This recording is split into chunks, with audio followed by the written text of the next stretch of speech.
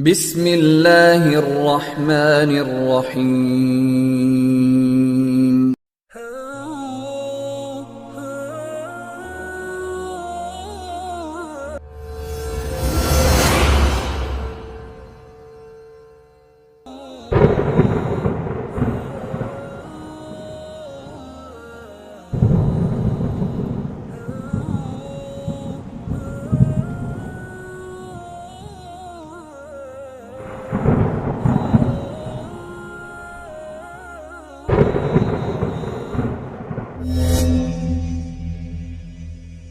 Wabarakatuh. Bihamdillahi wassalatu wassalamu ala rasulillah wa ala alihi wa sahbihi wa mawalah wa la hawla wa la quwata illa billahi wa ba'du.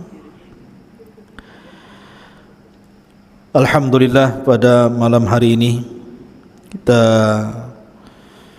bisa duduk bermajelis ilmu di Masjid Tahfidz Al-Quran Jabal Uhud. Kita lanjutkan kajian sirah khulafa. Kita masih membahas tentang sirah Rabiul Khulafa Ali bin Abi Talib radhiyallahu anhu. Ma'asyiral muslimin yang dimuliakan Allah Subhanahu wa taala, dalam sebuah hadis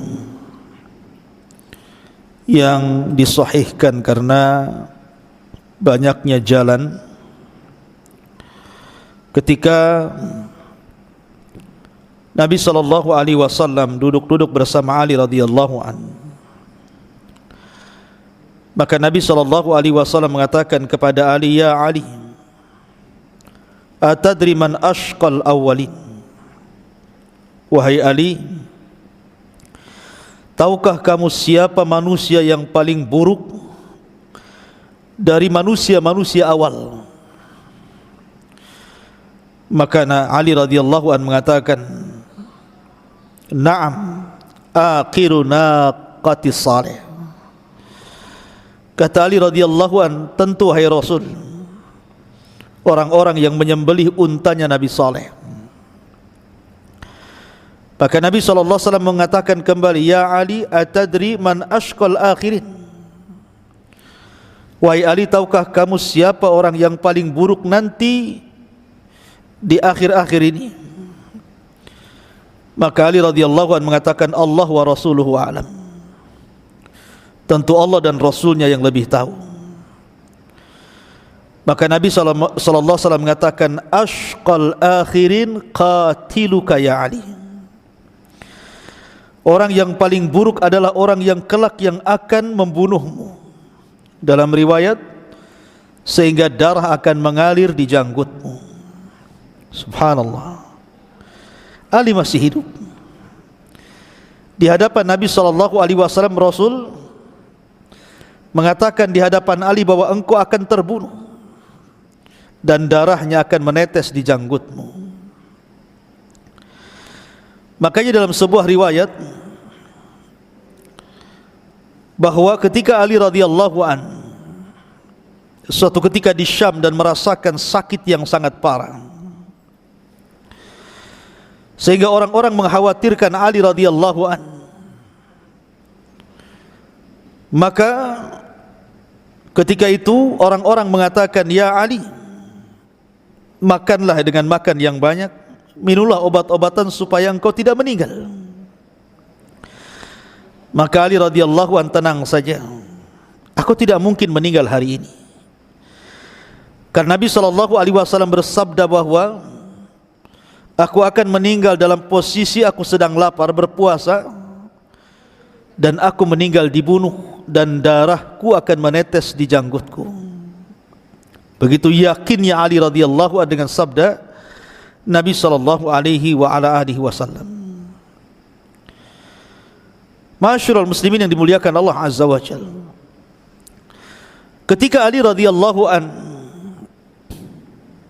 didatangi orang-orang Khawarij, dan itu ketika masih berkuasa Utsman ibn Affan, berusaha meminta kepada Ali untuk menggulingkan pemerintahan Utsman ibn Affan radhiyallahu an, tapi Ali tidak mau. Kemudian orang-orang Khawarij pun membuat intrik. Bagaimana caranya kemudian membuat fitnah yang sangat dahsyat terhadap Khalifah Utsman. Dan berhasil. Sampai akhirnya terbunuhnya Utsman bin Affan di tangan anak-anak muda pengikut Sabaiyah. Lah terbunuhnya Utsman bin Affan radhiyallahu anhu menyisakan kesedihan banyak para sahabat Rasul, terutama keluarganya. Muawiyah bin Abi Sufyan. Muawiyah bin Abi Sufyan, ma'asyiral muslimin yang dimuliakan Allah Azza wa Jalla, tidak terima dengan pembunuhan ini. Makanya ketika Ali radhiyallahu an resmi menjadi khalifah keempat setelah Utsman bin Affan radhiyallahu an, Muawiyah tidak mau baiat, dan seluruh penduduk Syam tidak mau baiat kepada Ali. Sampai akhirnya Ali menganggap bahwa Muawiyah dianggap pemberontak. Maka terjadilah peperangan yang sangat dahsyat, perang saudara. Itulah dalam sejarah disebut dengan perang Siffin. Dalam perang inilah ikhwatu fiddin dimuliakan Allah Azza wa Jalla, akhirnya banyak para sahabat yang gugur. Salah satunya Ammar bin Yasir, yang menunjukkan bahwa kebenaran itu ada di pihak Ali, bukan di pihak Muawiyah. Karena ketika Ammar bin Yasir di zaman Nabi SAW masih hidup ketika membangun Masjid Nabawi, dia sangat kuat dengan membawa bebatuan yang lebih banyak dibandingkan sahabat yang lainnya, sehingga Nabi SAW sangat senang dengan Ammar dan mengatakan, ya Ammar, sataqtuluka fi'atan baghiyah, sataqtuluka fi'atun baghiyah. Ya Ammar, engkau kelak akan dibunuh oleh para pemberontak. Maka ketika perang Siffin, Ammar bin Yasir itu berada di kelompok Ali, bukan di kelompok Muawiyah. Sehingga ketika terjadi peperangan, Ammar kemudian meninggal di perang ini. Persis seperti sabda Rasulullah, dia akan meninggal dalam peperangan dan yang membunuhnya adalah fi'atun baghiyah, kelompok para pemberontak. Maka dalam hal ini Muawiyah dianggap memberontak. Akan tetapi ikhwatu fiddin, walaupun demikian kita tidak boleh mencaci maki Muawiyah, karena Muawiyah melakukan seperti itu karena ijtihad dia. Seorang Muawiyah apabila berijtihad kemudian salah, tetap dapat pahala. Dan kalau benar, dua pahala, kan begitu.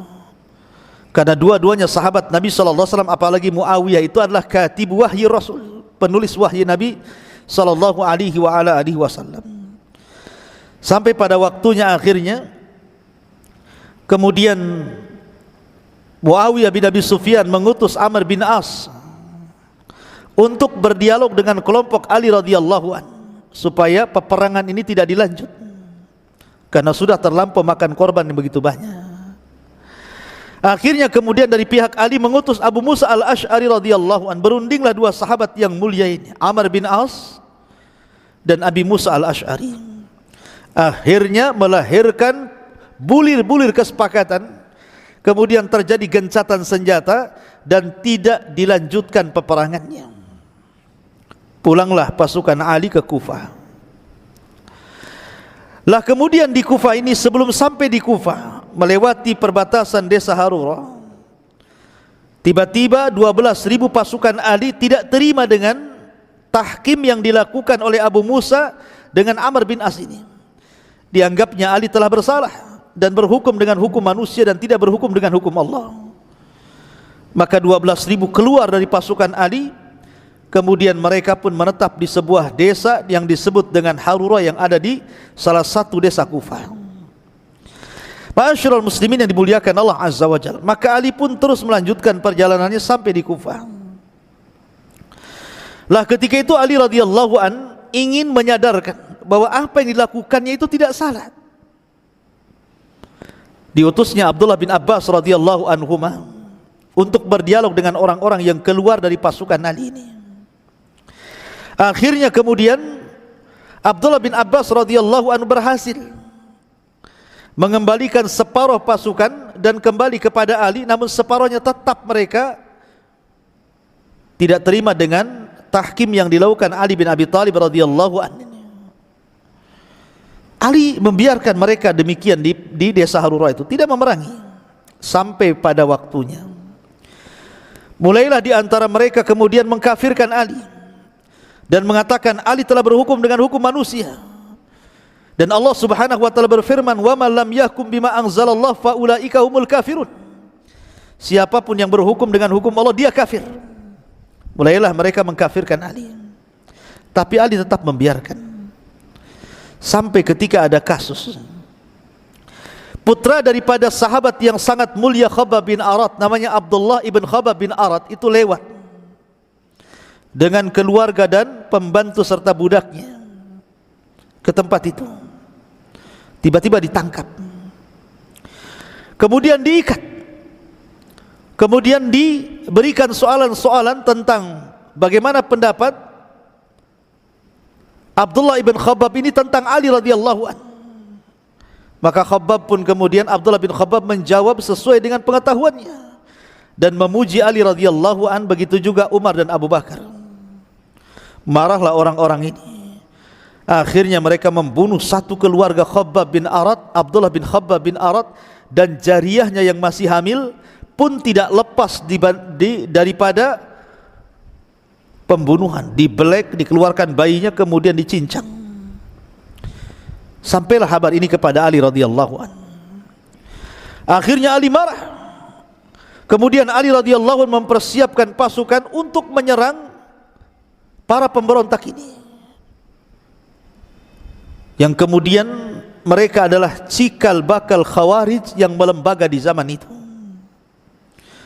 Maka Ali radhiyallahu anhu mengutus pasukan, berjumpalah pasukan Ali dengan mereka di sebuah tempat namanya Nahrawan. Maka perangnya disebut perang Nahrawan. Ma'asyiral muslimin, dan Ali berhasil memberantas mereka kecuali sedikit yang lari.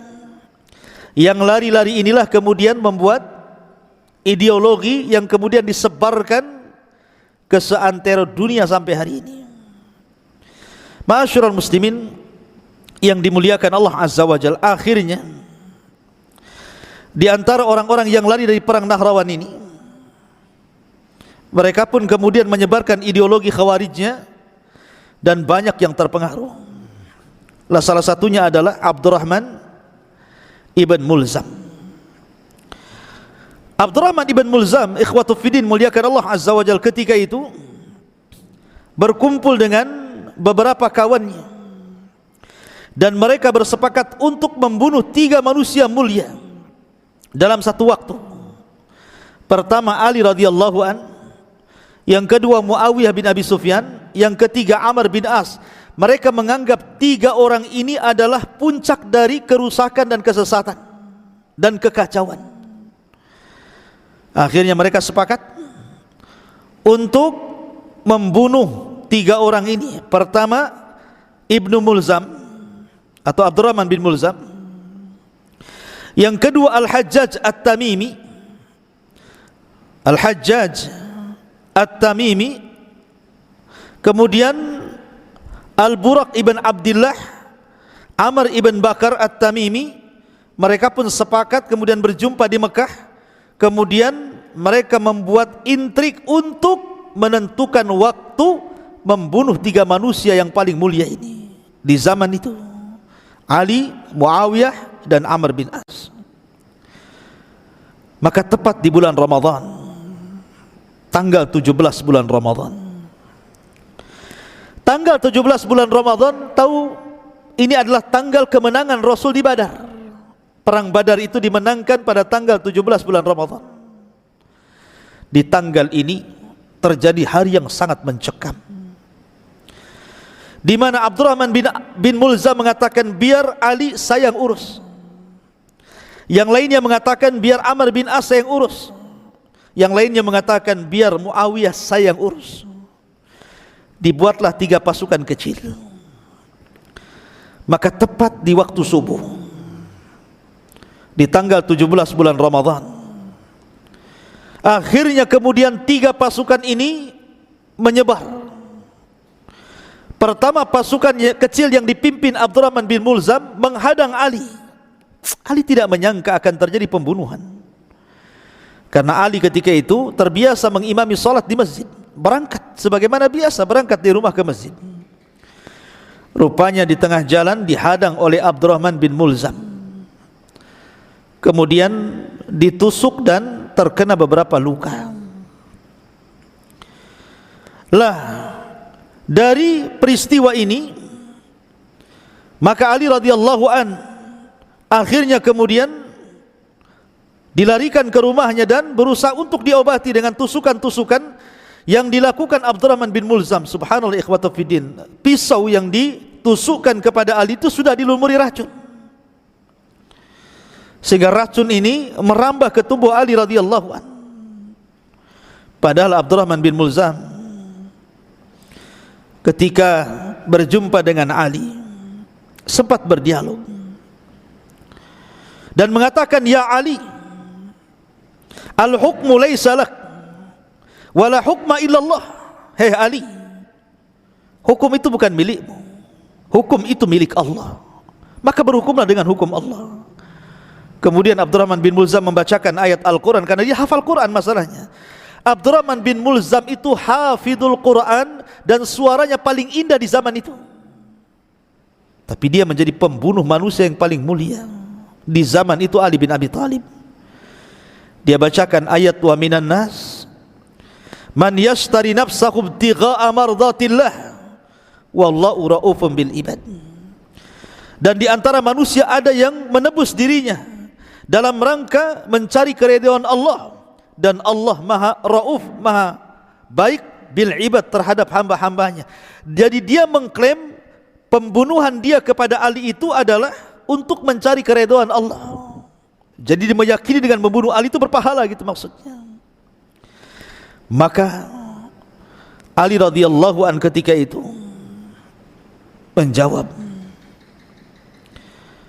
dengan jawaban yang mematahkan hujahnya Abdurrahman bin Mulzam dan mengatakan, kalimatul haq urida bihal batil. Kalimat itu benar, tetapi yang kau maksud itu adalah kebatilan. Maka Ali radhiyallahu an kemudian ditusuk oleh Abdurrahman bin Mulzam, dan sebab itulah menjadikan Ali radhiyallahu an sakit dan mengalami kematian. Maka ketika kemudian Ali radhiyallahu an dibawa ke rumahnya, maka dia sempat berwasiat kepada anak-anaknya.